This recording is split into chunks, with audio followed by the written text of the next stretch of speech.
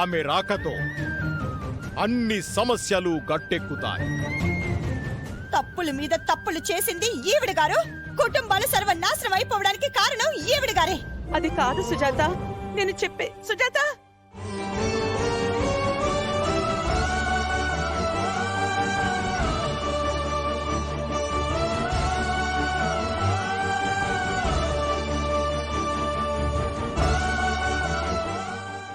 ఎక్కడి నుంచి వస్తున్నారు అత్తయ్య?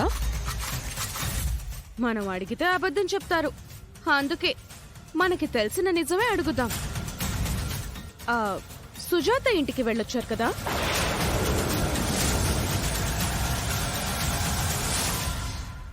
చెప్పండి అత్తయ్య. అవును, ఎందుకు వెళ్లారు?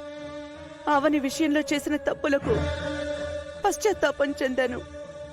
అందుకే ప్రాయశ్చిత్తం చేసుకుందామని వెళ్ళాను. ఆ దేవత దర్శన భాగ్యం నాకు కలగలేదు. ఏదో ఆశ కొద్దీ వెళ్ళాను గాని నేను చేసిన దానికి అవని మాత్రం నన్ను ఎలా క్షమిస్తుంది? నా మాట ఎందుకు వింటుంది? నా బాధని అర్థం చేసుకునే స్థితిలో తను ఉండదు. అంటే మళ్ళీ అవని తీసుకొచ్చి ఇంట్లో పెడదామో అని అనుకుంటున్నారా? ఒకవేళ నేనలా చేస్తే అది తప్ప?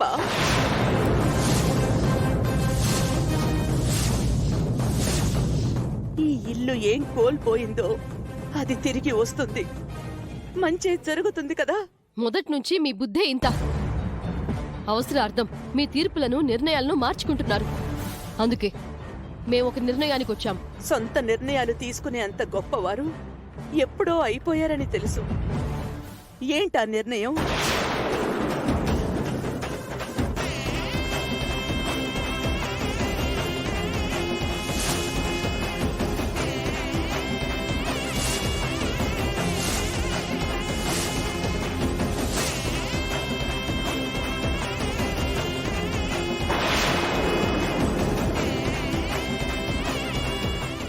హాలంతా నిశ్శబ్దంగా ఉన్నా అందరూ ఇక్కడే ఉన్నారని అర్థమవుతుంది. అవును కదా వసంత? అవునండి. వేటాడే ముందు పులి నిశ్శబ్దంగా ఉంటుంది చూడు, అలా ఉంది. ఏంటివి? మనకు సంబంధించిన ఆస్తుల వివరాలు. మనకి ఎక్కడెక్కడ ఏమేమి ఆస్తులున్నాయో వాటికి సంబంధించిన డాక్యుమెంట్స్.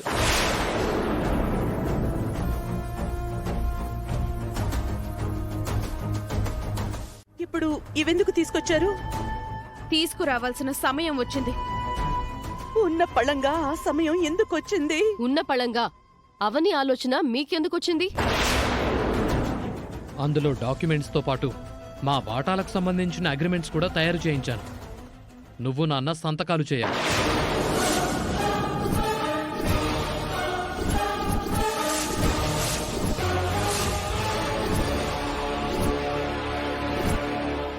అవని మళ్ళీ ఇంట్లోకి అడుగు పెట్టకముందే మేము మా వాటాలతో ఇంట్లోంచి బయటికి పోతాం. అప్పుడు మీరు అవనిని పూజ గదిలో పెట్టుకుని పూజించుకుంటారో లేదా నట్టింట్లో అవనికి గుడి కట్టి పూజలు చేసుకుంటారో మీ ఇష్టం. మీరు అడుగుతున్నది అన్యాయం, మీరు చేస్తున్నది తప్పు. తప్పుల గురించి నువ్వు మాట్లాడుతున్నావు బావా?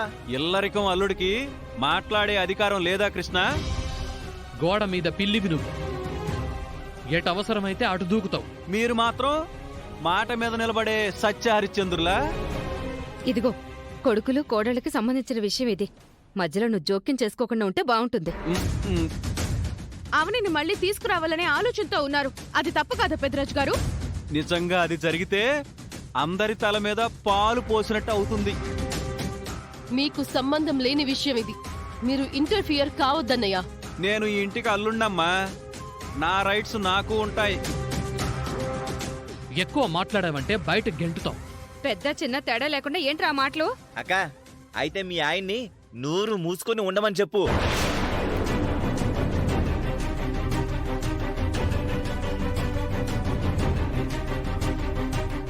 ఏమయ్యా, నువ్వు కాసేపు తలదోచకుండా సైలెంట్ గా ఉండు. లేదంటే ఇక్కడి నుంచి లోపలికి వెళ్ళిపోదాం పదా. ఈసారి మా వాటా మాకిచ్చేంత వరకు వదలం. ముందు నువ్వు సంతకం చెయ్యి. క్యాంపు నుంచి వచ్చిన తర్వాత నాన్న సంతకాలు చేస్తాడు. కడు వరకు మమ్మల్ని కంటికి రెప్పలా చూసుకుని తల కొరివి పెట్టాల్సిన పెద్ద కొడుకు పీక మీద కట్టి పెట్టి అడుగుతున్నట్టు అడుగుతుంటే పట్టరాని సంతోషం కలుగుతోందిరా. అమ్మా నువ్వు ఇంకేం మాట్లాడుకో. ఇదిగో 24 గంటలు సమయం ఇస్తున్నాం. నువ్వు నాన్న మా వాటాలు మాకు ఇచ్చేయాల్సిందే. అవని పుణ్యమా అని మా ఇంటికి చేరావు. నువ్వు మాకు గడువిస్తున్నావా? ఎన్ననుకున్నా అనవసరం అత్తయ్య. అవని ఈ ఇంటికొస్తే ఆస్తులు ముక్కలు కావాల్సిందే. బంధాలు బద్దలు కావాల్సిందే. మీరిద్దరూ ఈ ఇంటికి 2 కళ్ళు అనుకున్నాను. అత్తయ్య అత్తయ్య అత్తయ్య లేవండి అత్తయ్య. అయ్యో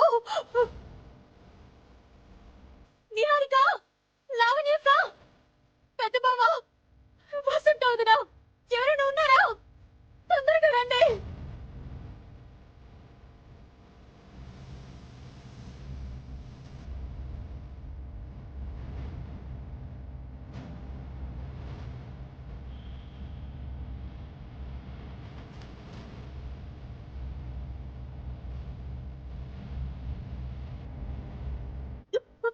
అత్తయ్య అత్తయ్య లేవండి అత్తయ్య. అత్తయ్యని వెంటనే హాస్పిటల్కి తీసుకెళ్ళాలి.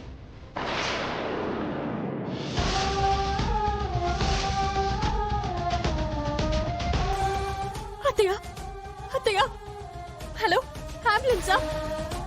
నేను వెంటనే లొకేషన్ షేర్ చేస్తాను. మీరు వెంటనే బయలుదేరండి. It's very emergency.